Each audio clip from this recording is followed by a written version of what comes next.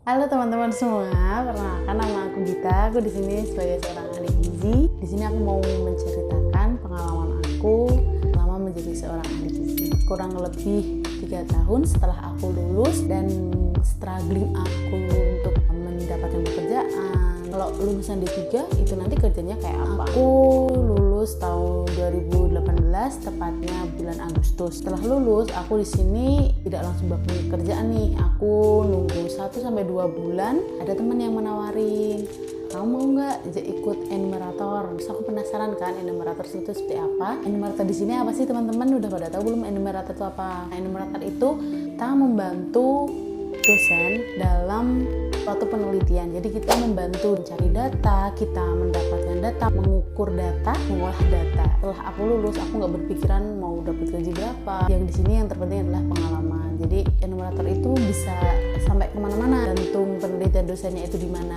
Tepatan aku ini mendapatkan enumerator dari dosen yang dimana aku bisa keliling SMP di Gunung Kidul, bisa mendapatkan proyek di Kulon Progo. Jadi itu sebuah pengalaman yang benar-benar berharga buat aku, dan strugglingnya banyak banget dari medannya, terus pengambilan datanya, wawancara kesana kemari itu lumayan capek. 2021 alhamdulillah dapet tempat kerja yang dekat dengan rumah. Pokoknya tahun ini adalah tahun yang membahagiakan. Pengen tahu apa? Nanti di next video.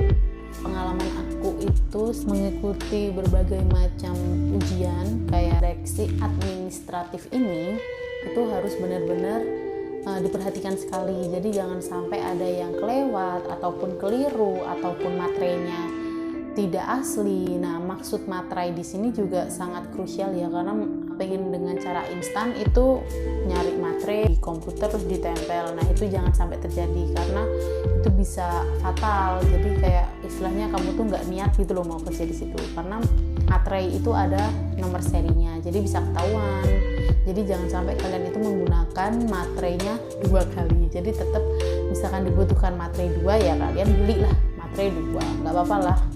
Itu hitung usaha juga kan. Dari seleksi administratif nanti ada juga yang ujian langsung keterima, ada yang ujian nanti ada tes psikolog. Nah, itu tergantung instansi yang kalian daftar. Untuk mendapatkan suatu pekerjaan itu juga butuh usaha dan doa juga. Jadi doa restu orang tua itu apalagi itu paling penting. Kalian juga harus berusaha, karena usaha itu tidak akan mengkhianati hasil kok. Misalkan kalian coba-coba dan keterima, itu berarti memang kalian diberikan kesempatan. Tetapi kalau hasilnya masih gagal, itu nggak apa-apa. Itu termasuk proses pendewasaan dan proses dalam suatu kehidupan. Jadi nikmati aja prosesnya, jangan menyerah gitu.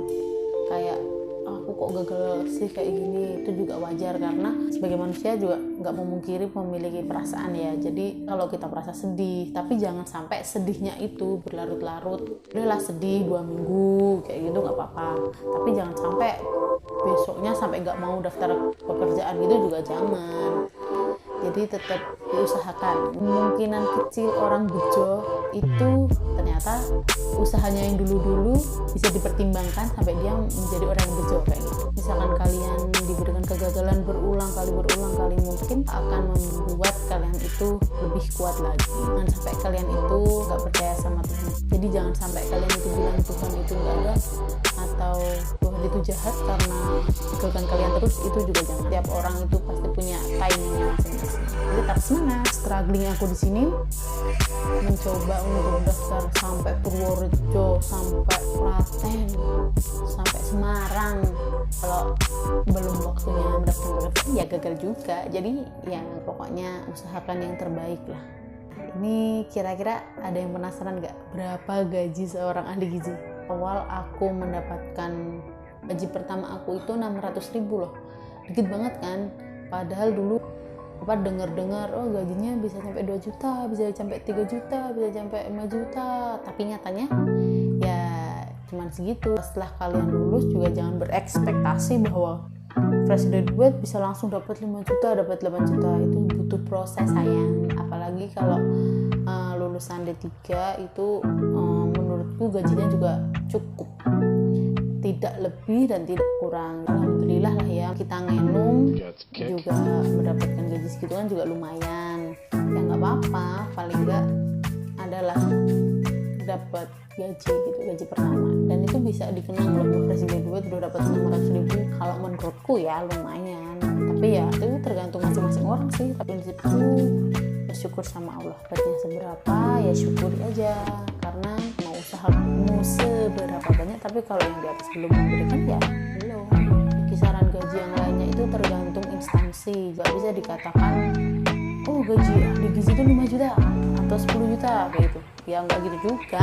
Itu tergantung masa kerja, pengalaman kamu, terus instansinya seperti apa. Jangan terus kalian putus asa, gaji kecil banget ya. Misalkan itu nggak cukup ya, kalian bisa apply yang sekiranya gaji yang kalian penginkan. Peluang ahli gizi itu sebenarnya banyak. Kalau kalian mau jadi wirausaha pun juga nggak apa-apa, mau jadi content creator, influencer itu juga sah-sah aja. Dan setiap orang menurutku untuk membahas gaji itu sebenarnya sensitif nggak sih? Misalkan aku bekerja di puskesmas X, teman aku bekerja di puskesmas Y, tetapi gajinya beda, padahal itu instannya sama-sama puskesmas. Itu hanya memberikan range gaji aja ya, paling nggak kalau seorang ahli gizi di mana aja itu paling nggak start from dari UMR kabupaten. Tapi tidak menutup kemungkinan juga ada yang di bawah itu, ada yang di bawah UMR. Tetapi kalau di total itu kisaran UMR kabupaten tersebut. Misalkan di kabupaten A itu UMR-nya 1,7, tetapi kalian diberikan 1,3 misalkan.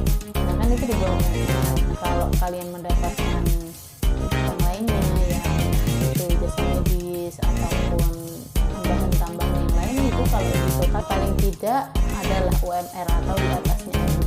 UMR-nya di kabupaten tersebut itu 1,7 juta, kalian bisa mendapatkan gaji pokoknya 2,3, tapi untuk jasa yang lainnya bisa jadi tidak lebih banyak dari kabupaten A ini. Jadi antara kabupaten B sama kabupaten A itu berbeda. Jadi untuk range-nya ya aku bisa bilang paling nggak sekitar UMR di kabupaten yang akan kalian masuki gitu. Kalau kalian pengen di puskesmas loh ya, beda lagi kalau di rumah sakit kayak gitu. Kalau kalian penasaran antara THL, tenaga harian lepas, BUK sama BMD, bisa komen bawah ya. Kalau kalian suka sama channelku, jangan lupa di subscribe.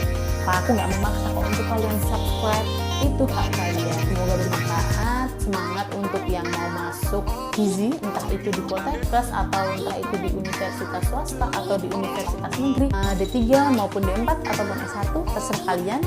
Jadi good luck untuk kalian. Pokoknya bekerja di gizi itu sebenarnya menyenangkan. Terima kasih, bye.